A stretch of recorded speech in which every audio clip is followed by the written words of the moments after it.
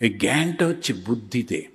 তাই লক্ষ্য করে দেখবেন যে দক্ষিণেশ্বরে যান, মা কালীর মূর্তি দেখেন, ডান দিকে দুটো হাত বড় সুন্দর, একটা হাতে এরকম করে আর একটা হাতে এমনি করে। বর অভয়, অভয় দিয়ে বলছেন ভয় কেন, আমি তো মা, তোমাদের কিসের ভয়? আর বর বলছেন কি চাই বলো, যা চাইবে তাই তোমাকে দেব। কিন্তু ওই মায়েরই বাঁ হাত দুটো অন্যরকম, একটা হাতে খড়গ ধরে আছেন আর একটা হাতে একটা কাটা মুন্ড, একদম অন্যরকম। এই ডান দিকে একরকম, বাঁ দিকে একরকম। যখন জগতের সমস্ত কিছু চাই, মা পরীক্ষায় পাশ করিয়ে দাও, মা চাকরি দাও, মা এটা দাও সেটা দাও, তখন ওই ডান দিকে। কিন্তু যেই বলবে মা আমায় মুক্তি দাও, তখন আসতে হবে বাঁ দিকে।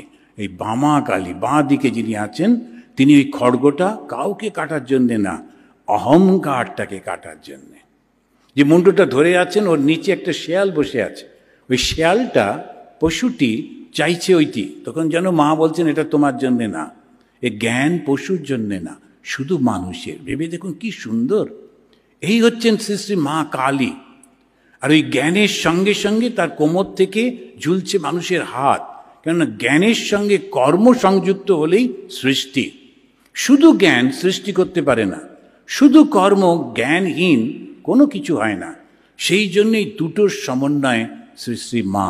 আর তিনি হচ্ছেন প্রকৃতি, এত বড়, তাকে ঢাকবো কি করে, তার থেকে বড় তো আর কিছু নেই, ওই জন্য তাঁর বসন নেই। আর এই মা কালীকে ভগবান শ্রীরামকৃষ্ণ পুজো করছেন যাতে জ্ঞানের উন্মেষ হয়। শক্তি হচ্ছে সেই জ্ঞান।